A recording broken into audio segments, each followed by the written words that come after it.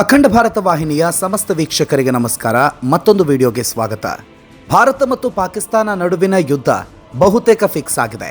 ಪಹಲ್ಗಾಮ್ ದಾಳಿಗೆ ಪ್ರತೀಕಾರ ತೀರಿಸಿಕೊಳ್ಳಲು ಭಾರತ ಭರ್ಜರಿ ಸಿದ್ಧತೆ ನಡೆಸಿದೆ. ಬರೋಬ್ಬರಿ 55 ವರ್ಷಗಳ ಬಳಿಕ ಭಾರತ ತನ್ನ ನಿವಾಸಿಗಳಿಗೆ ಯುದ್ಧದ ಪಾಠ ಹೇಳೋದಕ್ಕೆ ಮುಂದಾಗಿದೆ. ಮೇ 7ರಂದು ದೇಶಾದ್ಯಂತ ಮಾಕ್ ಡ್ರಿಲ್ ನಡೆಯಲಿದೆ. ಹಾಗಾದರೆ ಮಾಕ್ ಡ್ರಿಲ್ ಅಂದರೆ ಏನು, ಹೇಗೆ ನಡೆಯುತ್ತೆ ಕಾರ್ಯಾಚರಣೆ, ಭಾರತ ಯುದ್ಧಕ್ಕೆ ನಡೆಸಿದ ಸಿದ್ಧತೆ ಎಂಥದ್ದು ಗೊತ್ತಾ? ಈ ಕುರಿತ ಸಂಪೂರ್ಣ ಮಾಹಿತಿ ಕೊಡ್ತೀವಿ. ಈ ವಿಡಿಯೋವನ್ನು ತಪ್ಪದೆ ಕೊನೆವರೆಗೂ ನೋಡಿ.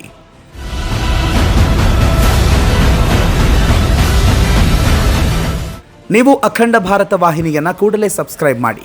ವಿಡಿಯೋವನ್ನು ಮೊದಲು ನೋಡಲು ಬೆಲ್ ಐಕನ್ ಕ್ಲಿಕ್ ಮಾಡಿ. ವಿಡಿಯೋವನ್ನು ಇತರರಿಗೂ ಶೇರ್ ಮಾಡಿ. ಭಾರತದ ಉಗ್ರರ ವಿರುದ್ಧದ ಕಾರ್ಯಾಚರಣೆಯನ್ನು ತೀವ್ರಗೊಳಿಸಿದೆ.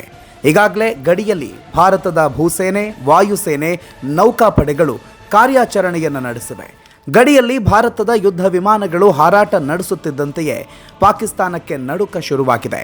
ಈಗಾಗಲೇ ಕೇಂದ್ರ ಗೃಹ ಇಲಾಖೆ ಯುದ್ಧಕ್ಕೆ ಪೂರ್ವ ಸಿದ್ಧತೆ ಮಾಡಿಕೊಂಡಿದ್ದು ಮಾಕ್ ಡ್ರಿಲ್ ಘೋಷಣೆ ಮಾಡಿದೆ.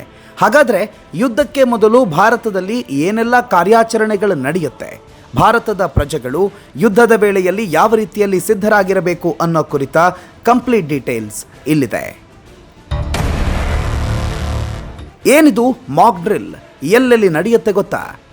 ಭಾರತ ಪಾಕಿಸ್ತಾನದ ವಿರುದ್ಧ ಯಾವುದೇ ಕ್ಷಣದಲ್ಲಿಯೂ ಯುದ್ಧ ಘೋಷಣೆ ಮಾಡಬಹುದು. ಅಂಥದ್ದೊಂದು ಸನ್ನಿವೇಶ ಸದ್ಯ ಭಾರತದಲ್ಲಿ ನಿರ್ಮಾಣವಾಗಿದೆ. ಪ್ರಧಾನಿ ನರೇಂದ್ರ ಮೋದಿ ಅವರು ಈಗಾಗಲೇ ಕೇಂದ್ರ ಗೃಹ ಸಚಿವ ಅಮಿತ್ ಶಾ ಹಾಗೂ ರಕ್ಷಣಾ ಸಚಿವ ರಾಜನಾಥ್ ಸಿಂಗ್, ರಾಷ್ಟ್ರೀಯ ಭದ್ರತಾ ಅಧಿಕಾರಿಗಳು, ಸಲಹೆಗಾರ ಅಜಿತ್ ಧೋವೆಲ್ ಜೊತೆ ನಿರಂತರ ಮಾತುಕತೆ ನಡೆಸಿದ್ದಾರೆ. ಈ ನಡುವಲ್ಲೇ ಯುದ್ಧಕ್ಕೆ ಸಿದ್ಧತೆ ಎಂಬಂತೆ ಕೇಂದ್ರ ಗೃಹ ಇಲಾಖೆ ಭಾರತದ ಎಲ್ಲ ರಾಜ್ಯಗಳಲ್ಲಿ ನಾಳೆ ಮಾಕ್ ಡ್ರಿಲ್ ಕಾರ್ಯಾಚರಣೆ ನಡೆಸುವ ಸಂದೇಶ ರವಾನಿಸಿದೆ. ಸದ್ಯ ಬೆಂಗಳೂರಿನ 35 ಕಡೆಗಳಲ್ಲಿ ಸೈರನ್ ಇದ್ದು, ಸಿಲಿಕಾನ್ ಸಿಟಿಯ ಮಲ್ಲೇಶ್ವರ ಹಾಗೂ ರಾಯಚೂರಿನಲ್ಲಿ ಮಾಕ್ ಡ್ರಿಲ್ ಸೈರನ್ ಮೊಳಗಿಸುವುದಾಗಿ ಘೋಷಣೆ ಮಾಡಿದೆ.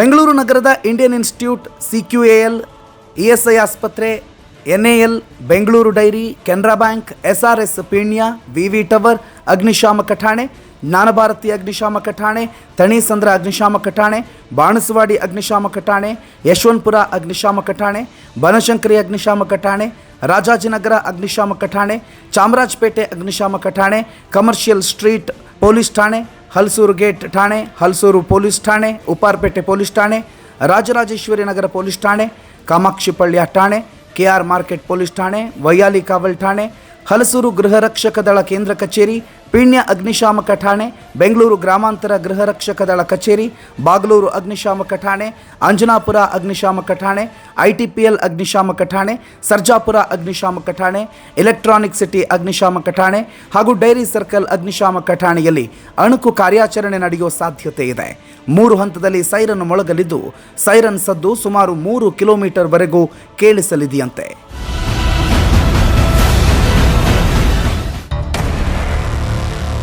54 ವರ್ಷದ ಬಳಿಕ ಭಾರತದಲ್ಲಿ ಮಾಕ್ ಡ್ರಿಲ್ ಸದ್ದು. ಭಾರತದಲ್ಲಿ 1971ರಲ್ಲಿ ಮಾಕ್ ಡ್ರಿಲ್ ಸದ್ದು ಕೇಳಿಸಿತ್ತು.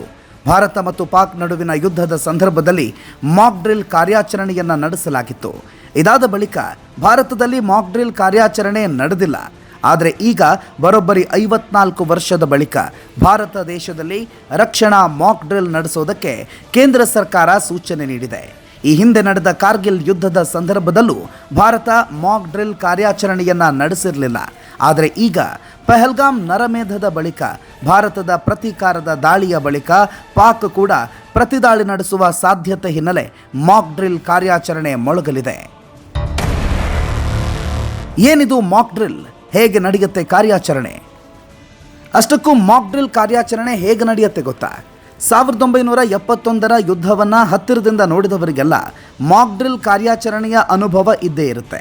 ಹಾಗಾದರೆ ಈ ಕಾರ್ಯಾಚರಣೆ ಹೇಗೆ ನಡೆಯುತ್ತೆ ಅನ್ನೋದನ್ನು ನೋಡೋದಾದರೆ, ಯುದ್ಧದ ವೇಳೆ ದಾಳಿ ನಡೆದರೆ ನಮ್ಮ ರಕ್ಷಣೆ ಹೇಗೆ ಮಾಡಿಕೊಳ್ಬೇಕು, ಸೈರನ್ ಆದ ವೇಳೆಯಲ್ಲಿ ಜನಸಾಮಾನ್ಯರು ಏನು ಮಾಡಬೇಕು, ಸುರಕ್ಷಿತ ಸ್ಥಳಕ್ಕೆ ಹೇಗೆ ಹೋಗಬೇಕು, ಯಾವ್ಯಾವ ವಿಧಾನಗಳನ್ನು ಅನುಸರಿಸಬೇಕು, ಒಂದೊಮ್ಮೆ ವಿರೋಧಿಗಳ ದಾಳಿಯಿಂದ ಸಾವು ನೋವು ಸಂಭವಿಸಿದರೆ ನಮ್ಮ ಚಿಕಿತ್ಸೆ ಹೇಗೆ ಮಾಡಿಕೊಳ್ಬೇಕು, ಆಸ್ಪತ್ರೆಯಲ್ಲಿರುವ ರೋಗಿಗಳಿಗೆ ರಕ್ಷಣೆ ನೀಡುವುದು ಹೇಗೆ, ರಕ್ತ ನಿಧಿಗಳಲ್ಲಿ ಹಾಗೂ ಆಸ್ಪತ್ರೆಯಲ್ಲಿ ಅಗತ್ಯ ಸಲಕರಣೆಗಳ ಪರಿಶೀಲನೆ, ಆಸ್ಪತ್ರೆಗಳಲ್ಲಿ ಬೆಡ್, ಮಾತ್ರೆ ಮತ್ತು ಔಷಧಿಗಳನ್ನು ಹೇಗೆ ಶೇಖರಣೆ ಮಾಡುವುದು ಅನ್ನೋದ್ರ ಬಗ್ಗೆಯೂ ಕೂಡ ಅಗತ್ಯ ಸಲಹೆಗಳನ್ನು ನೀಡಲಾಗುತ್ತೆ. ಒಂದೊಮ್ಮೆ ದಾಳಿ ನಡೆದರೆ ಸುರಕ್ಷಿತ ಸ್ಥಳಗಳನ್ನು ಹೇಗೆ ತಲುಪಬೇಕು ಅನ್ನೋ ಕುರಿತು ಮಾಕ್ ಡ್ರಿಲ್ ಕಾರ್ಯಾಚರಣೆ ನಡೆಸಲಾಗುತ್ತೆ.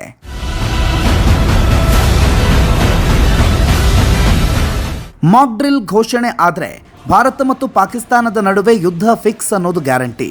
ಅಷ್ಟೇ ಅಲ್ಲ, ಇದು ಯುದ್ಧದ ಕೊನೆಯ ಪೂರ್ವ ತಯಾರಿಯಾಗಿರುತ್ತೆ. ಯುದ್ಧವನ್ನು ಯಾವಾಗ ಕೈಗೊಳ್ಳಬೇಕು ಅನ್ನೋ ಕುರಿತು ಭಾರತ ಪ್ರಧಾನಿ ನರೇಂದ್ರ ಮೋದಿ ಅವರು ನಿರ್ಧಾರ ಕೈಗೊಳ್ಳಲಿದ್ದಾರೆ. ಮಾಕ್ ಡ್ರಿಲ್ ನಡೆದ ಮರುದಿನವೇ ಯುದ್ಧ ಘೋಷಣೆ ಆಗೋದಿಲ್ಲ, ಆದರೆ ಕೆಲವೇ ದಿನಗಳಲ್ಲಿ ಯುದ್ಧ ನಡೆಯೋದು ಫಿಕ್ಸ್. ಮಾಕ್ ಡ್ರಿಲ್ ಸಮಯದಲ್ಲಿ ಯುದ್ಧದ ಪೂರ್ವ ತಯಾರಿ ಬಗ್ಗೆ ಸಿದ್ಧತೆ ಮಾಡಿಕೊಳ್ಳಲಾಗುತ್ತೆ. ಈ ಸಮಯದಲ್ಲಿ ಜನರು ದೇಶದ ಪರ ನಿಲ್ಲಬೇಕು, ಸೈನಿಕರ ನೈತಿಕ ಸ್ಥೈರ್ಯ ಹೆಚ್ಚಿಸುವಂತೆ ನಡೆದುಕೊಳ್ಳಬೇಕು ಅನ್ನೋದೇ ಇದರ ಅರ್ಥ.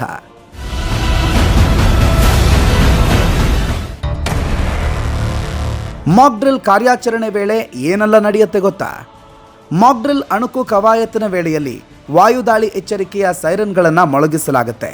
ಶತ್ರುಗಳ ದಾಳಿಗೆ ಸಂಬಂಧಿಸಿದಂತೆ ಎಚ್ಚರಿಕೆಯನ್ನು ನೀಡುವ ಪ್ರಮುಖ ಹಂತ. ದಾಳಿಯ ವೇಳೆಯಲ್ಲಿ ತಮ್ಮನ್ನು ತಾವು ರಕ್ಷಿಸಿಕೊಳ್ಳಲು ನಾಗರಿಕರು ಮತ್ತು ವಿದ್ಯಾರ್ಥಿಗಳಿಗೆ ಅಗತ್ಯವಾದ ನಾಗರಿಕ ರಕ್ಷಣಾ ತಂತ್ರಗಳಲ್ಲಿ ತರಬೇತಿ ನೀಡಲಾಗುತ್ತೆ. ಅಪಘಾತ ತಡೆಗಟ್ಟುವ ಅಗತ್ಯ ವ್ಯವಸ್ಥೆಗಳನ್ನು ಕಲ್ಪಿಸಲಾಗುತ್ತೆ. ಶತ್ರುಗಳ ವಿರುದ್ಧ ವೈಮಾನಿಕ ಕಣ್ಗಾವಲು ದಾಳಿಯ ಕುರಿತು ತುರ್ತು ಪ್ರೋಟೋಕಾಲ್ಗಳನ್ನು ಅಳವಡಿಸಲಾಗುತ್ತೆ. ಮಾಕ್ ಡ್ರಿಲ್ ಸೈರನ್ ಮೊಳಗಿದ ಬೆನ್ನಲ್ಲೇ ಕಾರ್ಯಾಚರಣೆ ನಡೆಯಲಿದೆ.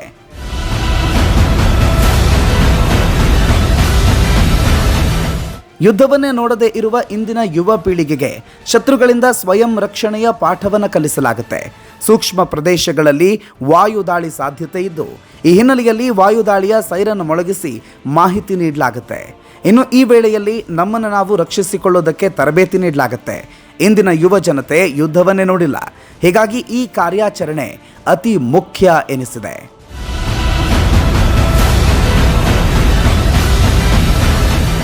ವಾಯುದಾಳಿ ಸಂದರ್ಭದಲ್ಲಿ ನಗರ ಮತ್ತು ಹಳ್ಳಿಗಳಲ್ಲಿ ವಿದ್ಯುತ್ ದೀಪಗಳು ಸಂಪೂರ್ಣವಾಗಿ ಬಂದ್ ಆಗಿರಲಿವೆ.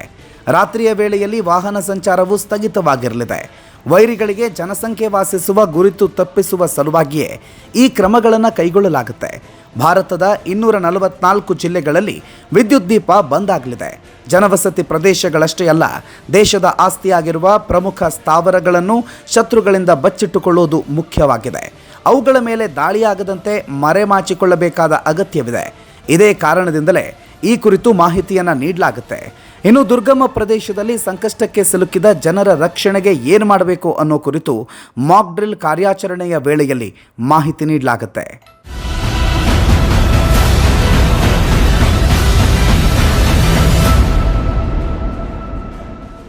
ಭಾರತ ಪಾಕ್ ವಿರುದ್ಧ ಸಮರ ಸಾರಲಿದೆ.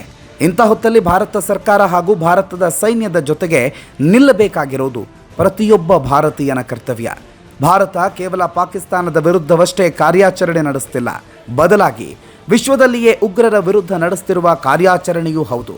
ಭಾರತದ ಬೆಂಬಲಕ್ಕೆ ರಷ್ಯಾ, ಜಪಾನ್, ಅಮೆರಿಕ, ಇಸ್ರೇಲ್ ಸೇರಿ ಹಲವು ರಾಷ್ಟ್ರಗಳು ನಿಂತಿವೆ.